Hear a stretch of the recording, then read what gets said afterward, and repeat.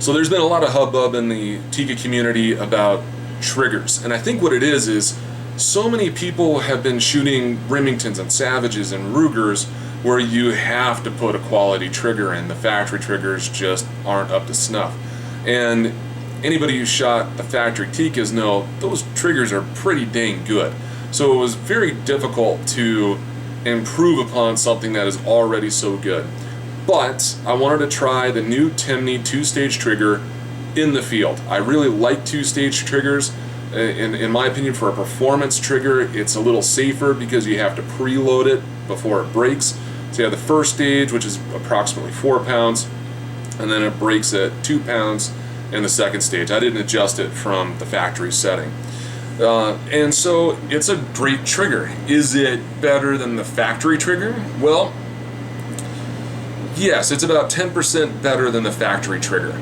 Whereas you're paying $180 to $200 for a 10% improvement. So if you really want that cutting edge and you want the best, it's a great solution. But honestly, the factory triggers are good enough.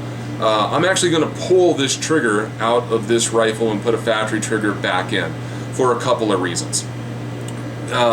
First off, it really affects the inlet. The way the safeties work internally on a Timney trigger, it's actually outboard of the trigger where the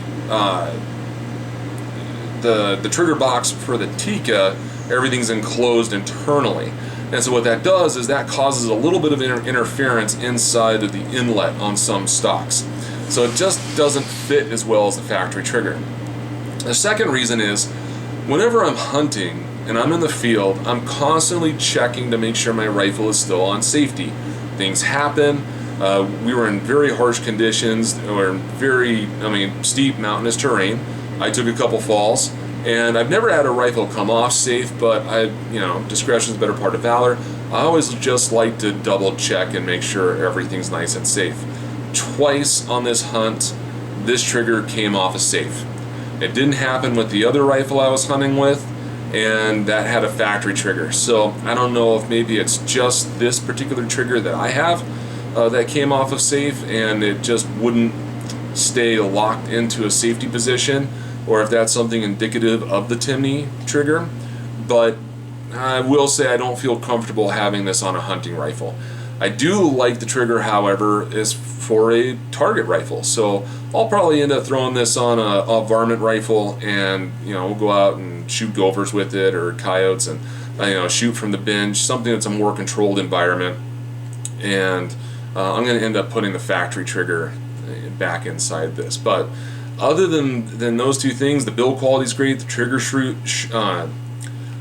trigger shoe is incredibly comfortable.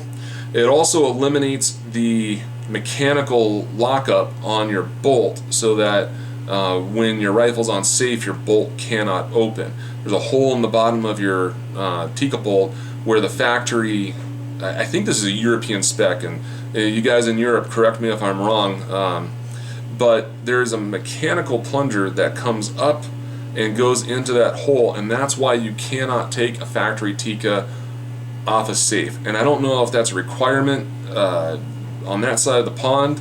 We don't have that with American rifles, so a lot of people don't like that about the Tikka. The Timney trigger solves that. There is no interference fit there, so it can open and close while it's on safe, which was a really nice feature to have.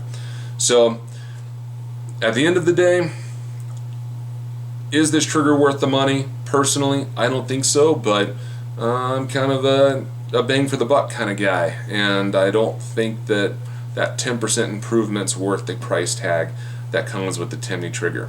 Is it a good trigger? Yes, it is a very good trigger. It's just, like I said, about 10% better than the Tikka, and for whatever reason, this particular Timney trigger liked to come off of safe, and I didn't like that at all.